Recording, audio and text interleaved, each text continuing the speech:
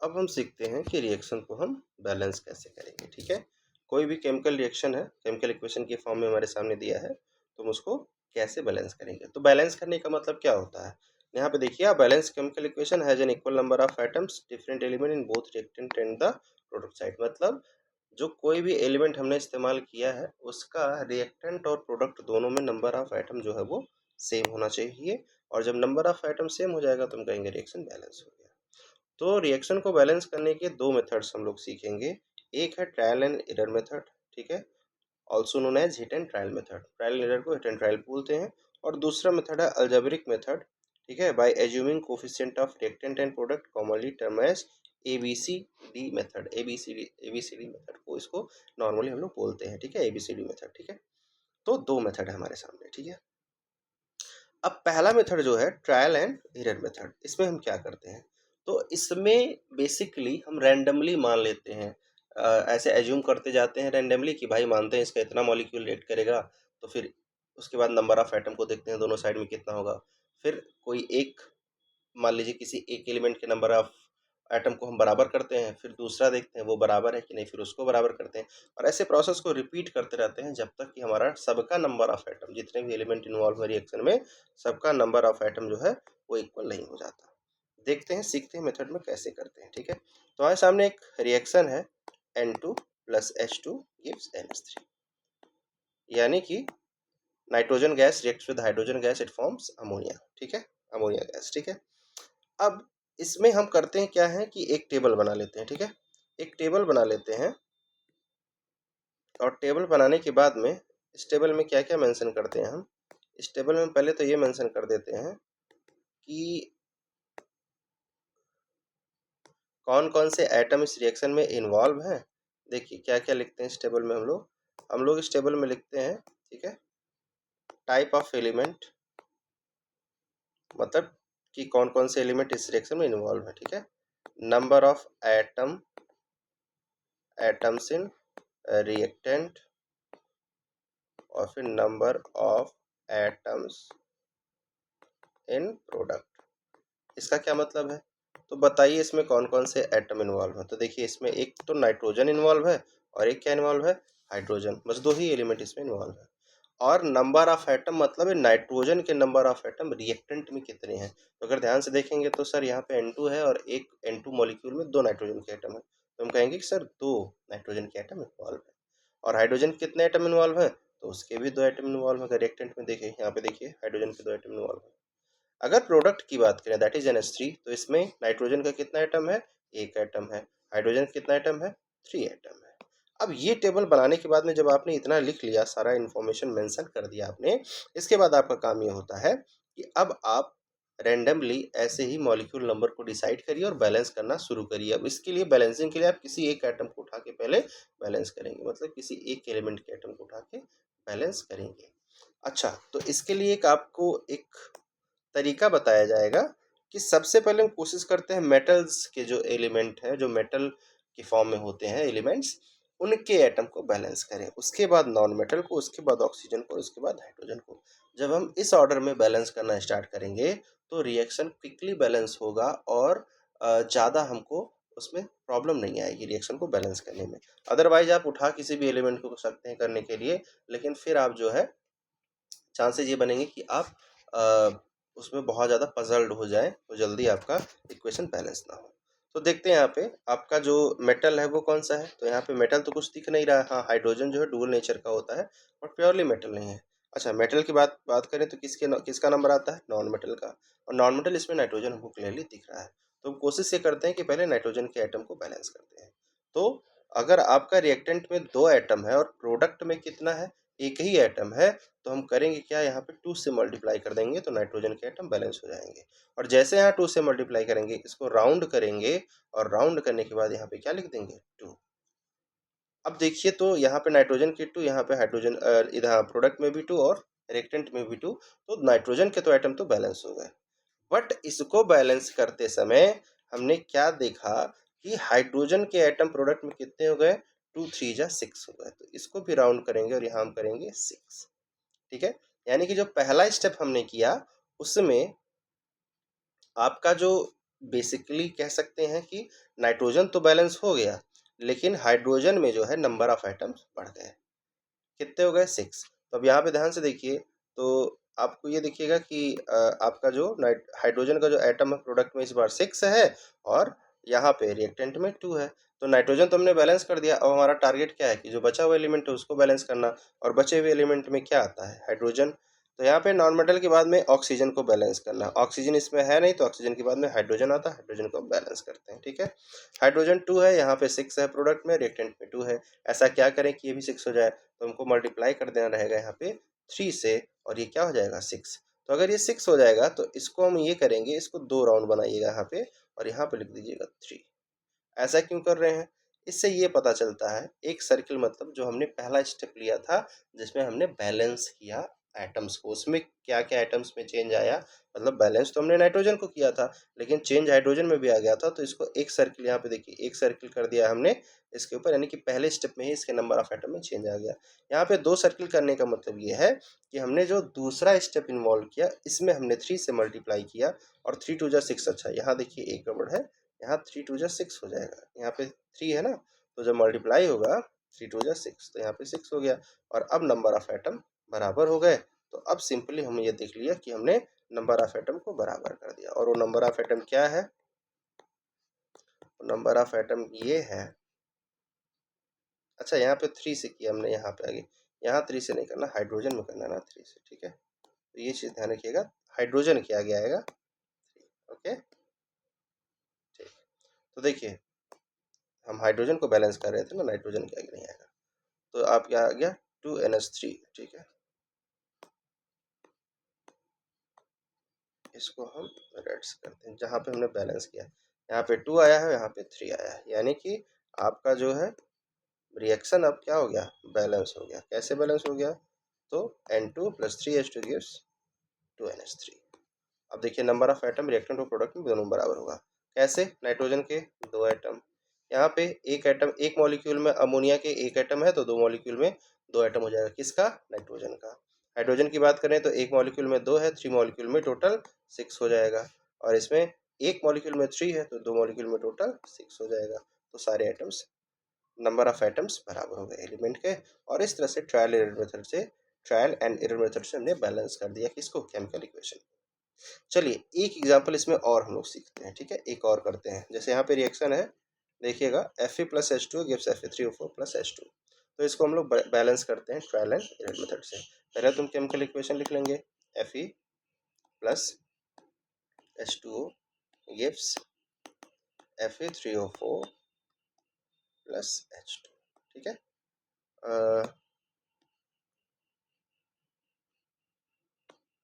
यहाँ पे थोड़ा स्पेस दे देते हैं। ठीक है, चलिए एक टेबल बना लेते हैं। जैसा कि मैंने कहा कि टेबल बना के सबको मेंशन करना रहेगा। ठीक है, तो टेबल बना लेते हैं। ठीक, टेबल बना लिया। अब फिर से एक बार हमको कॉलम्स, अच्छा देखिए यहाँ कितने एटम इन्वॉल्व हैं इस रिएक्शन में, तो टोटल आपको दिख रहे होंगे, टोटल 3 एटम्स हैं। ठीक है, तो अगर टोटल 3 एटम्स हैं तो उसके लिए हमको कॉलम भी वैसे ही बनाना पड़ेगा। ठीक है, type of element, number of atom. देखिए यहाँ पे आपका क्या हो गया? टाइप ऑफ एलिमेंट, कौन कौन से एलिमेंट इस रिएक्शन में है। ठीक है, number of atoms in reactant, और यहाँ क्या हो गया? Number of atoms in product. ठीक है, तो यहाँ पे आपका ये चीज हो गया। ठीक है, एक सेकेंड लिख लेते हैं कितने कितने नंबर ऑफ एटम। पहले तो ये लिखते हैं कौन कौन से एलिमेंट। देखिए Fe है आपका, Fe है, हाइड्रोजन है, और ऑक्सीजन है। तो यहाँ Fe लिख लेते हैं, हाइड्रोजन लिख लेते हैं, और ऑक्सीजन। ये टोटल 3 तरह के एटम्स जो है, एलिमेंट्स जो है इस रिएक्शन में इन्वॉल्व है। Fe के कितने एटम है रिएक्टेंट में? 1। इधर कितना है? 3। हाइड्रोजन का कितना है इधर? 2। इधर कितना है? 2। हाइड्रोजन तो ऑलरेडी बैलेंस है। ऑक्सीजन का कितना है? 1। और इधर कितना है? 4। तो अब हमको ये दिख रहा है कि हाइड्रोजन सर इसमें बैलेंस है, दिख रहा है, बट Fe और ऑक्सीजन दोनों बैलेंस नहीं है। ठीक है, इसी को हमको बैलेंस करना है। अब हमको सबसे पहले किसको बैलेंस करना है, बैलेंस करते समय हिट एंड ट्रायल से, तो हमको ध्यान रखना है सर सबसे पहले मेटल बैलेंस करना है। अब आपका जो आयरन है वो क्या है, वो एक तरह का मेटल है, ठीक है। तो सबसे पहले आयरन को बैलेंस करते हैं। कैसे कर सकते हैं बैलेंस, तो यहाँ पे हम देख रहे हैं, यहाँ पे Fe3O4 है, यहाँ पे 3 एटम है, तो यहाँ पे 3 से मल्टीप्लाई कर देते हैं। किससे मल्टीप्लाई कर देते हैं, 3 से, ठीक है। 3 से मल्टीप्लाई किए तो इसको एक सर्किल में राउंड किए, 3 कर दिए, तो यानी कि हमारा बैलेंस हो गया क्या, Fe। अब बात करें हम कि हाइड्रोजन का, तो अच्छा, Fe को बैलेंस करने के बाद किसको, मेटल को बैलेंस करने के बाद नॉन मेटल, फिर ऑक्सीजन, फिर हाइड्रोजन। नॉन मेटल इसमें कुछ है, इसमें नॉन मेटल तो कुछ नहीं दिख रहा है, ठीक है। हाँ, ऑक्सीजन दिख रहा है बट उसको स्पेशली अलग कैटेगरी में डाला गया है, ठीक है। तो इसके बाद में नॉन मेटल के बाद में हमारा ऑक्सीजन फिर हाइड्रोजन, ऑक्सीजन फिर हाइड्रोजन, देखिए यही ऑर्डर है, ऑक्सीजन फिर हाइड्रोजन। तो चलते हैं अब ऑक्सीजन को हम बैलेंस करते हैं। ऑक्सीजन को कैसे बैलेंस करेंगे, यहाँ पे ऑक्सीजन कितना है, 4 है। अब यहाँ पे कितना है, यहाँ पे अगर ध्यान से देखें तो ऑक्सीजन एक ही है, तो 4 करने के लिए हमको इसको 4 मॉलिक्यूल करना पड़ेगा, ठीक है। तो अगर हम इसको 4 मॉलिक्यूल करते हैं तो हमने ये देखा कि सर दूसरे स्टेप में हमने क्या किया कि H2O में जो है इसको राउंड करते हैं, एक दो राउंड किया हमने, यहाँ पे 4 कर दिया ऑक्सीजन को, ऑक्सीजन हो गया बैलेंस। लेकिन यहाँ पे ऑक्सीजन बैलेंस हुआ, लेकिन हाइड्रोजन क्या हो गया, 4 2 जा 8, ऑक्सीजन कितना, हाइड्रोजन कितना हो गया, 8 हो गया दूसरे स्टेप में, ठीक। तो यहाँ पे 8 कर देते हैं। अब 8 यहाँ पे हो गया, तो अब हमको अगले स्टेप में यहाँ पे हाइड्रोजन जो बैलेंस, जो पहले 2 2 था तो दोनों साइड में बैलेंस था, वो जो बैलेंस जो है वो उसको फिर से सही करना पड़ेगा, ठीक है। यहाँ पे 8 हो गए, तो उसको बैलेंस करने के लिए हम क्या करेंगे, यहाँ पे 4 से मल्टीप्लाई करेंगे, ठीक है। तो ये आपका थर्ड स्टेप था बेसिकली। तो यहाँ पे 3 सर्कल्स कर देते हैं समझने के लिए, और यहाँ पे कर देते हैं 4 2 जा 8 एंड दिस विल बी 8, ठीक है। तो इस तरह से हमारा रिएक्शन जो है क्या हो गया, बैलेंस हो गया। क्या हुआ reaction, 3Fe plus 4H2O gives Fe3O4 plus 4H2, और हमारा रिएक्शन क्या हो गया, बैलेंस हो गया, ठीक है। तो इस तरह से हमने इस रिएक्शन को भी बैलेंस कर दिया। तो आई होप आपको समझ में आया होगा कि ट्रायल एंड एरर मेथड कैसे करते हैं। अच्छा देखिए, यहाँ पे जो सर्किल बनाने का कॉन्सेप्ट है ना, इसमें हमको ये समझ में आ जाता है कि हमने किस स्टेप में किसको बैलेंस किया था। अब जैसे पहला एक सर्किल आया, तो यानी कि पहले स्टेप में हमने सिर्फ आयरन को बैलेंस किया था 3 से मल्टीप्लाई करके, ठीक है। दूसरे स्टेप में हमने ऑक्सीजन को बैलेंस किया, हाइड्रोजन अपने आप बैलेंस उसका जो है वो जो है वो मतलब डिस्टर्ब हो गया है बेसिकली। पहले 2 2 बैलेंस था, फिर 4 2 जा हो गया 8। क्योंकि देखिए हमको ऐसा नहीं कि हम किसी एटम में मल्टीप्लाई करेंगे। अगर हमको ऑक्सीजन को 4 एटम करना है तो उसका हम 4 मॉलिक्यूल उठा सकते हैं, ऑक्सीजन अलग से नहीं ला सकते हैं। तो जब हम 4 मॉलिक्यूल लाएंगे वाटर के, यहाँ पे देखिए, यहाँ की बात कर रहा हूँ मैं, अगर हम 4 मॉलिक्यूल लाएंगे तो हाइड्रोजन भी हमको बढ़ाना पड़ेगा, तो वो 8 हो जाएगा, तो इधर प्रोडक्ट में फिर दिक्कत आने लगी। तो प्रोडक्ट में फिर हम 4 कर देते हैं मॉलिक्यूल, यानी कि इधर भी 8 हो गया। इस तरह से पूरा रिएक्शन बैलेंस हो गया। अब हम चलते हैं किसके तरफ, coefficient equivalent method. Coefficient method इसको बोलते हैं, मतलब बेसिकली इसको बोलते हैं, देखिए यहाँ पे बोलते हैं इसको हम assuming coefficient of reactant and product, इसको ABCD मेथड भी बोलते हैं। अल्जेब्रिक मेथड है ये, क्योंकि इसमें अल्जेब्रिक टर्म्स जैसे ABCD इसका इस्तेमाल हुआ है। इसको कैसे करते हैं ये भी सीख लेते हैं, ठीक है। तो इसको कैसे करते हैं ये सीखने के लिए हम एक काम करते हैं, फिर से ये Fe3O4 जो रिएक्शन है आपका, इसको पिक करते हैं, ठीक है। या तो कोई दूसरा रिएक्शन ले लेते हैं, चलिए हम ये रिएक्शन ले लेते हैं। देखिए यहाँ पे कोफिशिएंट एजम्पशन मेथड है ना, यहाँ पे हम जो रिएक्शन है उसी को लेते हैं। तो यहाँ पे कौन सा रिएक्शन है, Fe3O4 plus Al gives Al2O3 plus Fe, ठीक है। देखिए Fe2O3 plus Al gives Al2O3 plus Fe। अब ट्रायल एंड एरर मेथड से भी इसको हम सॉल्व कर सकते हैं, बट होता क्या है कि ट्रायल एंड एरर मेथड कभी कभी किसी किसी क्वेश्चन में हमको बहुत ज़्यादा टाइम टेकिंग हो जाता है। मतलब किसी किसी क्वेश्चन में क्या होता है कि ट्रायल एंड एरर मेथड से करने में वो बहुत ज़्यादा टाइम वेस्ट हो जाता है, ठीक है।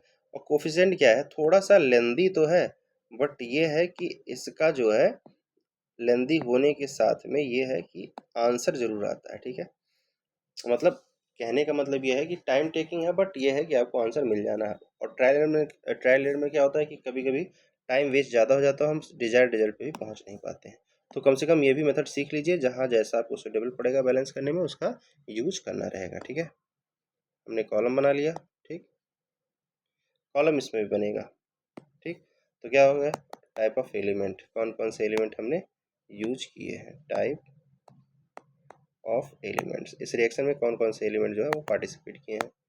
Number of atoms in reactant, हम देख लेते हैं कि उस एलिमेंट के रिएक्टेंट में कितने एटम हैं। Number of atoms in product. ठीक, तो चलिए देखिए यहाँ पे कौन कौन से इन्वॉल्व हुए हैं रिएक्शन में, जो है वो कितने आपके एटम इन्वॉल्व हुए हैं। तो एक तो Fe इन्वॉल्व हुआ है, दूसरा ऑक्सीजन और तीसरा एल्युमिनियम, तीनों इन्वॉल्व हुए हैं। ठीक है, तो लिख लेते हैं यहाँ पे Fe। ठीक है, ऑक्सीजन और एल्युमिनियम, कितने एलिमेंट इन्वॉल्व हैं। नंबर ऑफ एटम कितना है इनका, तो नंबर ऑफ एटम की बात करें तो Fe का रिएक्टेंट में 2 है, इधर 1 है। आई होप आप समझ गए होंगे अब नंबर ऑफ एटम कैसे निकाला जाएगा। यहाँ पे देखिए 3 है, और यहाँ पे कितना है, यहाँ भी 3 है, ये ऑलरेडी बैलेंस्ड है। एल्युमिनियम का यहाँ पे 1 है, ठीक है, और यहाँ पे कितना है, 2 है। तो कोफिशिएंट जो मेथड होता है, एज्यूमिंग कोफिशिएंट मेथड जो होता है, इसमें हम क्या करते हैं कि ऐसे खुद से ही कोफिशिएंट को एज्यूम कर लेते हैं कि मान लेते हैं Fe2O3 का A मॉलिक्यूल रिएक्शन करेगा एल्युमिनियम के B मॉलिक्यूल से, तो प्रोडक्ट बनाएगा C मॉलिक्यूल ऑफ Al2O3 और D मॉलिक्यूल ऑफ Fe, और इस तरह से रिएक्शन बैलेंस हो गया। तो जब हमने एज्यूम कर लिया, ठीक है, कि इसके जो है ए मॉलिक्यूल है, इसके बी मॉलिक्यूल से रिएक्शन किया, सी मॉलिक्यूल प्रोडक्ट बनाया, डी मॉलिक्यूल Fe बनाया, तो अब इस रिएक्शन में हम ये मान के चलते हैं कि नंबर ऑफ एटम्स बराबर हो गए। तो अगर नंबर ऑफ एटम्स बराबर हो गए, तो अब जो ये हमने पहले टेबल फिल कर रखा था 2 1 से, अब ये चेंज होने वाला है। ठीक है, अब चेंज होने वाला है तो क्या हो जाएगा, तो चेंज होने वाला है तो ऐसे हो जाएगा कि अब हम वो नंबर ऑफ एटम रखेंगे जो हमने कोफिशिएंट लगाने के बाद जो हमको मिलने वाला है। ठीक है, तो क्या क्या मिलने वाला है ये भी देख लेते हैं। तो हमको मिलने वाला है कि सर आपके आयरन की बात करें तो एक मॉलिक्यूल में 2 आयरन था, तो ए मॉलिक्यूल में 2 इंटू ए हो जाएगा, दैट विल बी 2A। इधर बात करें तो Fe हो जाएगा D। कैसे, एक मॉलिक्यूल में एक था तो डी मॉलिक्यूल में डी हो जाएगा, 1 इंटू डी डी होगा। ठीक है, ऑक्सीजन की बात करें तो एक मॉलिक्यूल में 3 था, ए मॉलिक्यूल में 3A हो जाएगा। ऐसे इधर बात करें तो एक मॉलिक्यूल में 3 था, सी मॉलिक्यूल में 3C हो जाएगा। एल्युमिनियम की बात करें तो एक मॉलिक्यूल में एक ही था, मोनोटॉमिक होता है, तो बी मॉलिक्यूल में बी इंटू 1 बी हो जाएगा। ठीक है, फिर ऐसे ही बात करें इधर प्रोडक्ट में, तो एक मॉलिक्यूल में यहाँ देखिए 2 है, तो सी मॉलिक्यूल में 2C हो जाएगा। अब इतना करने के बाद में हमको ये करना रहता है कि जितने ये कोफिशिएंट हमने एज्यूम किए हैं, ठीक है, वेरिएबल है एक तरह से, इसमें से किसी एक की वैल्यू 1 मान लेते हैं। जैसे मान लीजिए हम ए की वैल्यू 1 मान लिए, ठीक है, तो ए की वैल्यू 1 मान लेंगे तो इससे हमें ये आसानी हो जाएगी कि हम ये बता पाएंगे कि अगर ए की वैल्यू 1 है तो यहाँ पे ये जो हमारा हमने लिखा हुआ है इसमें पुट करके हम बाकी वेरिएबल की वैल्यू निकाल लेंगे। जो टेबल है इसमें पुट करके बाकी वेरिएबल की वैल्यू निकाल लेंगे, तो हमको ये पता चल जाएगा कि यहाँ पे 1 करने के बाद मैंने कि Fe2O3 का अगर एक मॉलिक्यूल है तो उसने कितने कितने मॉलिक्यूल से रिएक्शन किया और कितने कितने मॉलिक्यूल का प्रोडक्ट फॉर्म किया। अच्छा, ये करेंगे कैसे, तो अगर आप ध्यान से देखें हमने ये कह दिया कि ए molecule of Fe2O3 will react with B molecule of aluminum, it will form C molecule of Al2O3 and D molecule of iron। अब अगर ऐसा हमने कह दिया और ये भी कह दिया कि ऐसा करने से रिएक्शन बैलेंस हो गया, तो इसका मतलब कि नंबर ऑफ एटम जो हमने अभी निकाला ये सब आपस में बराबर होंगे। मतलब जितने नंबर ऑफ एटम रिएक्टेंट में होंगे उतने ही नंबर ऑफ एटम प्रोडक्ट में भी होंगे। अब इतना करने के बाद मैंने क्या बोला कि किसी भी एक की वैल्यू को एज्यूम कर लेना है 1। तो लेट अस एज्यूम, अब किसको 1 कर लें, तो ये करते समय हमको ये ध्यान में रखना होता है कि कौन सा वेरिएबल सबसे ज़्यादा इन्वॉल्व हुआ है, रिलेशन सबसे ज़्यादा बनाया है किसी अदर वेरिएबल के साथ में। तो देखते हैं यहाँ पे ए जो है वो डी के साथ भी रिलेशन में है, ए जो है सी के साथ भी रिलेशन में है। वहीं सी देखें तो सी इधर भी रिलेशन में ए के साथ में, बी के साथ में रिलेशन में भी है। तो यानी कि ए और सी दो दो बार रिलेशन में आए हैं अदर वेरिएबल के साथ में, तो इनमें से किसी की भी वैल्यू हम मान सकते हैं 1। तो हम ले लेते हैं, एज्यूम कर लेते हैं ए की वैल्यू 1 है। ठीक है, तो if A is 1 then let us assume a is equal to 1 now। ठीक है, now हमको क्या क्या चीज़ें मिल रही हैं, 2a is equal to क्या था, d के बराबर था, तो 2 इंटू 1 हो जाएगा and this will B D. तो डी की वैल्यू कितनी हो जाएगी? 2 हो जाएगी। ठीक है, डी की वैल्यू कितनी हो जाएगी? 2 हो जाएगी। आगे बढ़ते हैं तो और भी रिलेशंस थे। कैसे? 3a इज इक्वल टू क्या था? 3c था।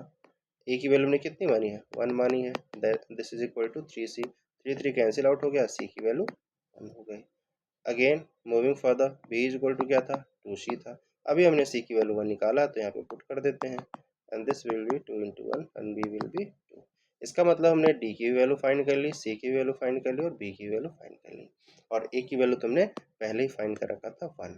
हमको d की वैल्यू मिल गई, c की वैल्यू मिल गई, b की वैल्यू मिल गई और a की वैल्यू जो हमने एज्यूम किया था स्टार्टिंग में।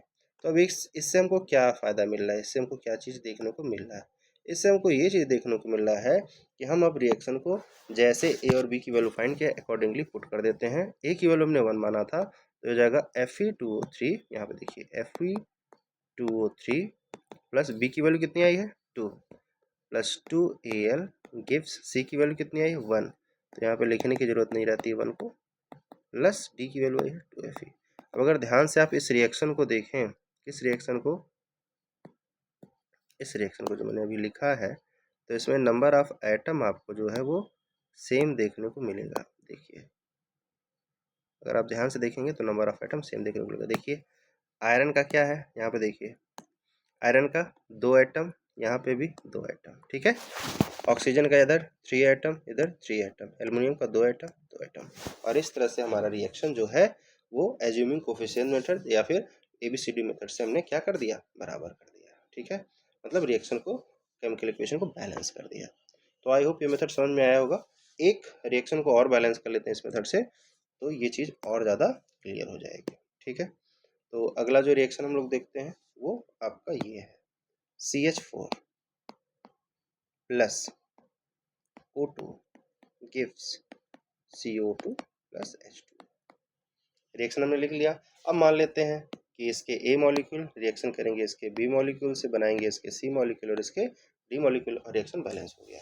बट रिएक्शन बैलेंस हो गया तो हमको पहले ए बी की सी की वैल्यू निकालनी रहेगी, तब तो हम एग्जैक्ट वैल्यू पता कर पाएंगे नंबर्स में कि कौन किससे कितने नंबर ऑफ एटम में, नंबर ऑफ मॉलिक्यूल में रिएक्शन किया। ठीक है, तो एक चीज़ हो गया।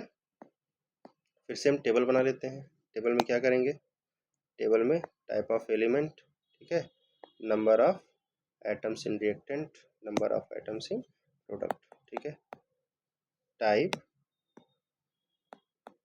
ऑफ एलिमेंट्स मतलब कौन कौन से एलिमेंट्स रिएक्शन में पार्टिसिपेट किए हैं, number of atoms in reactant, ठीक है, और number of atoms in product. ठीक है, अब देखिए यहाँ पे कौन कौन से इसमें जो है एलिमेंट है। तो एक कार्बन है, हाइड्रोजन है और ऑक्सीजन है, टोटल 3 एलिमेंट है।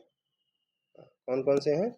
कार्बन, हाइड्रोजन और ऑक्सीजन।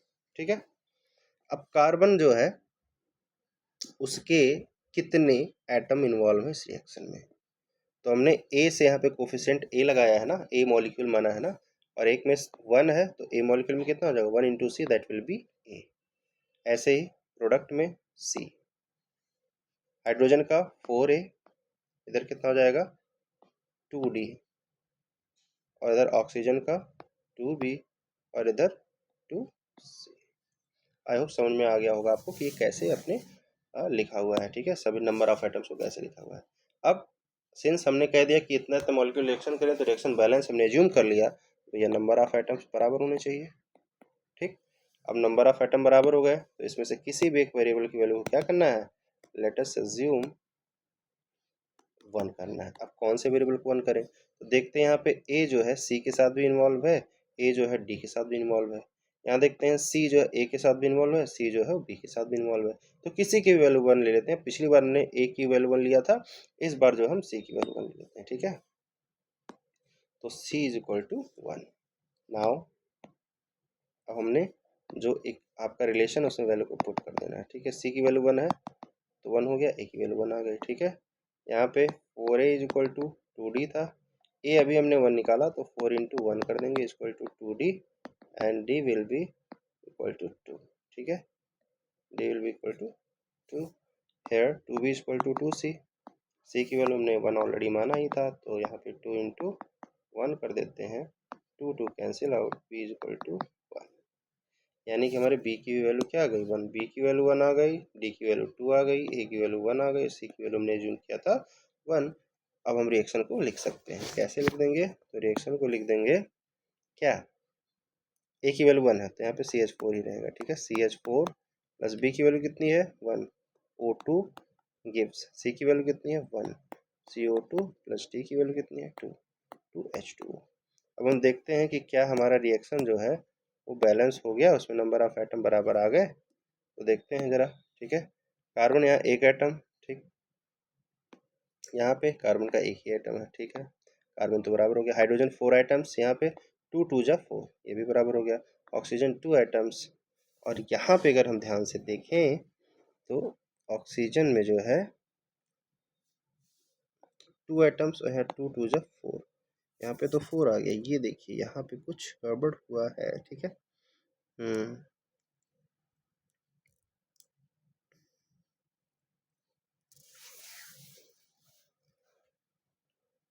क्या इसमें दिक्कत हुआ है, एक बार हम फिर से एक बार रीचेक कर लेते हैं, ठीक।